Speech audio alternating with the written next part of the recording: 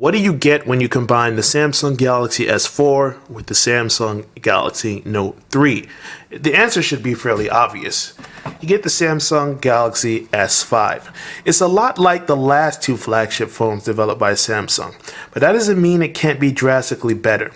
Sometimes what's the same is actually very different. Now, is that the case here? Well, there's only one way to find out. I'm Andrew with mobileburn.com, and this is my Samsung Galaxy S5 review.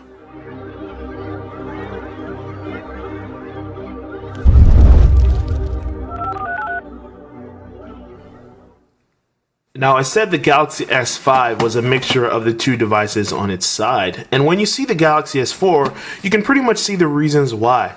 If you take the S4, you've got the same basic shape, make it a little taller, wider, and thicker, and what do you know, you've got the Galaxy S5. But they have made some changes for the better, and the chief among them is the materials used. Instead of that glossy plastic back that kind of had like a slimy feeling to it, you now have a much nicer plastic. Now, it's still plastic, but it just feels nice because of the texture. It's got a bunch of dimples in it, and it feels very nice when you run your fingers across it. When it's resting on your hands all day, it keeps cool and it doesn't heat up or feel awkward. It's the same material that you've seen in the Galaxy Note 3, except it's been texturized a little bit differently. So instead of that faux leather feel, it just has a regular run-of-the-mill plastic feel that's pretty nice to it. On the side, you've got rims that are kind of similar. These are also a hard plastic made to look like chrome, but instead of a bunch of little ridges like you see on the Note 3, it just has three very distinct ridges. Sometimes it can not provide as much of a grip surface as you would like, but it's still pretty nice. Let's do a quick little hardware tour. In the top left corner, you might have noticed that you have a notification LED. And while we're on the subject of LEDs, I should point out that at the top, you have an IR LED, which is great in case you want to turn the S5 into your television remote or work with any receiver that uses IR. And at the bottom, you might notice something that's a little unique. It has a flap, and once you open that flap, which typically isn't very difficult, it has a USB 3.0 charge port. This is great because it really charges the phone a lot faster, and you transfer files from the phone to your computer on a Windows device a lot faster. I was very pleased with the speeds that you get on that. What else do we have here? Of course, the home button. Now, the home button has something pretty unique in it because there's also a fingerprint scanner at the bottom. But the fingerprint scanner is sometimes a little bit unreliable. Most of the times, it'll recognize you on your first swipe, but other times, if you go a little too fast, it'll tell you that you need to swipe the entire pad, and when you do that, you have to slow down. So you have to be very methodical when you swipe to recognize it.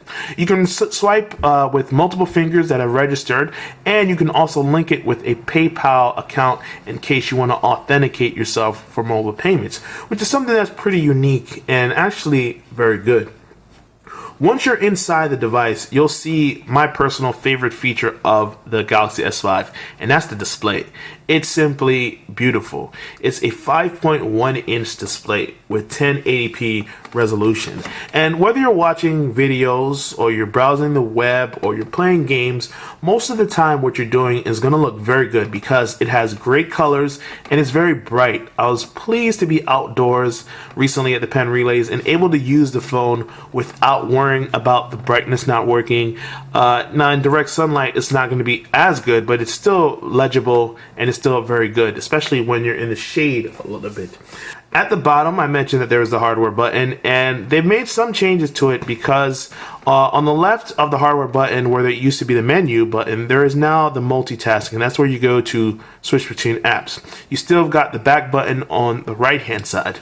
And another thing that I really like is when you hold down, and now that they've got a multitasking button, it goes straight to Google Now. So it's much easier for me to jump in and out of Google Now depending on what I need to do.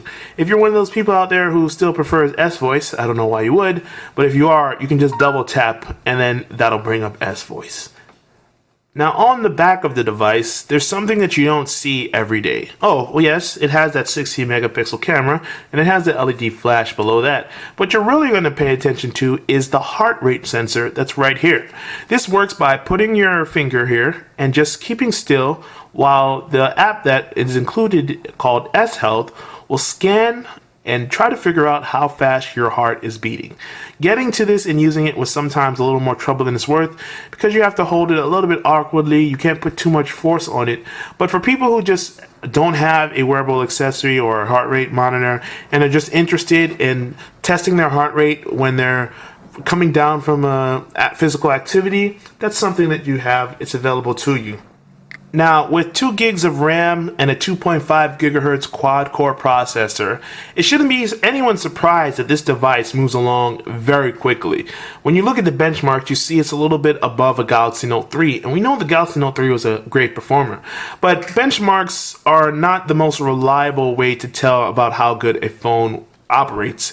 And if you use the phone on a day-to-day basis, you'll see that it moves along very nicely. There's no slowdowns, there's no dragging. When you're playing games, you feel very comfortable with the device, with the GPU, all aspects of it.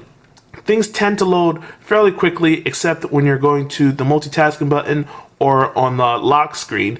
But that's just more TouchWiz, being a little bit heavier than most people intended.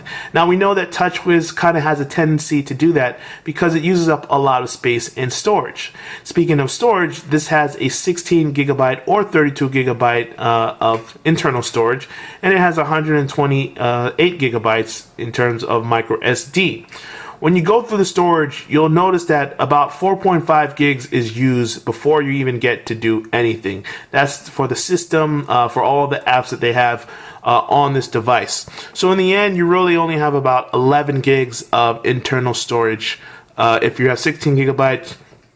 And that's a little disappointing, but it's par for the course when it comes to Samsung. You kind of know that TouchWiz is going to take up a lot of space. But when it comes to the most important aspect of performance, which is the battery, Samsung definitely has you covered.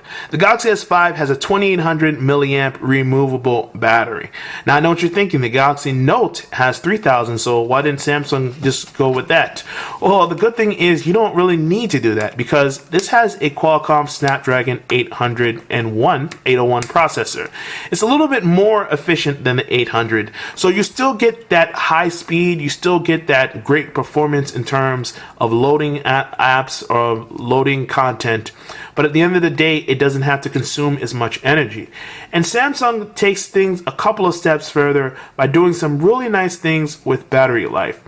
They have what's called power saving. They have 2 power saving modes. The standard power saving mode is going to restrict the things that happen in the background. So Twitter won't pull down as much information. Pocket Cast won't pull down as much information. It disables a lot of the things that happen in the background to extend your battery life. And that does a great job. More on that in a second. If you turn on ultra power mode, that's when you really go crazy. It brings everything down to the most basic needs of your phone. It shuts down everything except the required services. Phone calls still come in, messages come in, you can check your email periodically, and it turns everything into a black and white mode. So here I have 71% of my battery left. If I turn on ultra power settings, I can use the phone for nearly 9 days without having to recharge this device. And the downside to this, obviously, is that you lose a lot of the functionality of your smartphone. So this is more for emergency situations. When you're down to 20 or 10% battery life and you know you're still going to have other things that you need to do, you might want to turn this on. Otherwise, you can leave it in standard mode and still get a lot of battery life. The Galaxy S5 has a 2 megapixel front-facing camera, and sadly, it's not very impressive. It's dull, and it lacks the sharpness of what we've seen with some other devices like the M8. But if you flip things around to the 16 megapixel camera on the back, things look up a lot. For one, this is very quick to focus. I was very pleased by how quickly I was able to tap. It focuses on the center, sort of defocuses towards the edge of the image, and then takes a quality picture. I can also mess around with the white balance, the exposure. I can have guidelines in case I want to use the rule of thirds when I take images. And there's voice control, so if I say cheese, it takes a photo. That'll come in handy in some situations. There's also very good HDR mode, which can work wonders in certain situations. I was really pleased by how it took some photos when it was almost sunset. It really helped improve the quality of the image that I took. But like I said, this is a more focused UI. It's a lot easier to navigate. Some of the great things about this is that I can record in 1080p HD, or I can go all the way up to 4K if I should choose to do so.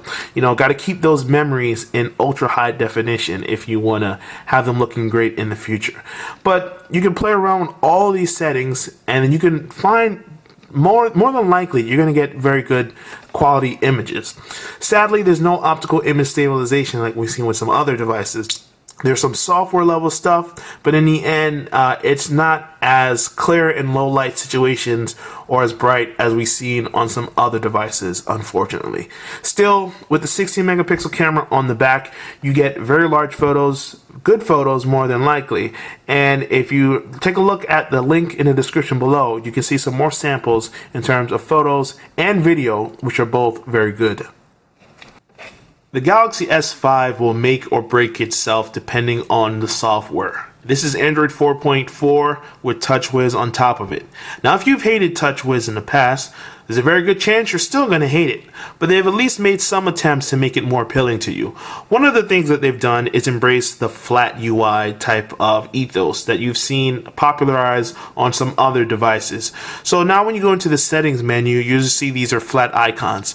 I personally don't like this aspect of them going flat because they didn't color code it. It bothers me when I see all of these are blue, but then I see purple, green, blue, orange, all these different settings mixed in. It seemed unnecessary to have this many colors, have this many settings, one continuous stream instead of breaking it down by tabs.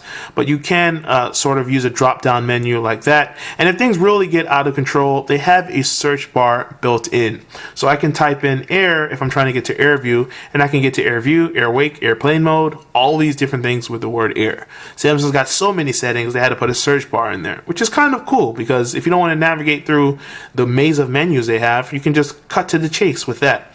While I have the keyboard up, I should mention that I can take it or leave it.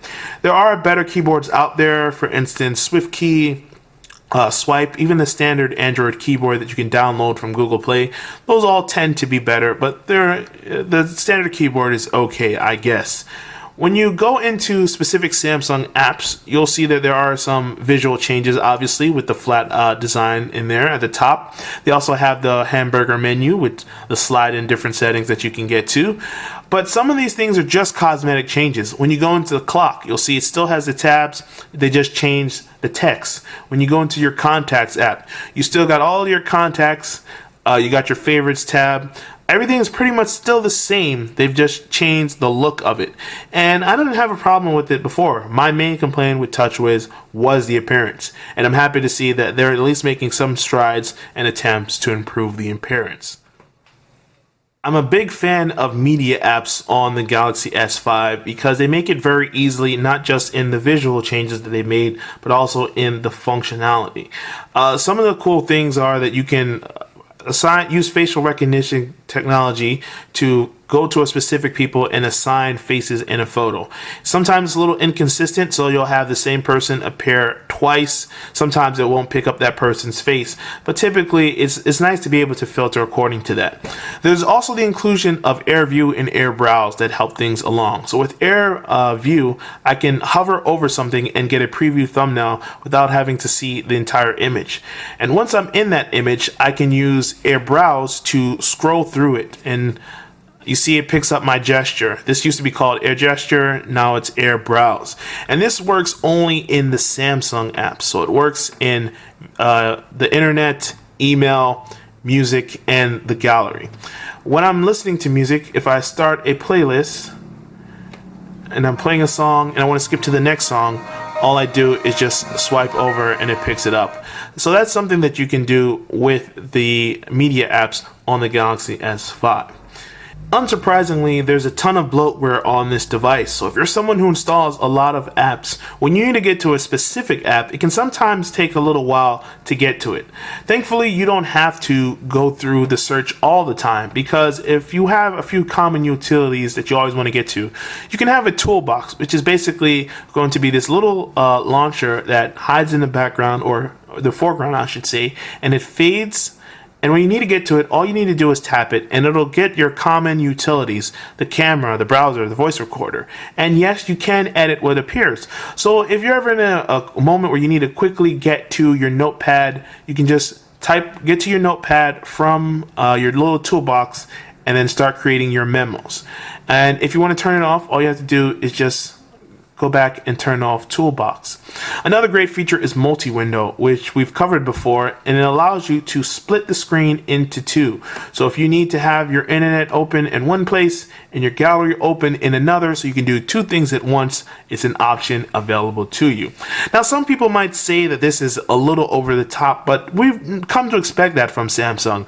They do over the top. Sometimes it works, sometimes it's very helpful and functional, sometimes it's a little bit annoying and gets in the way.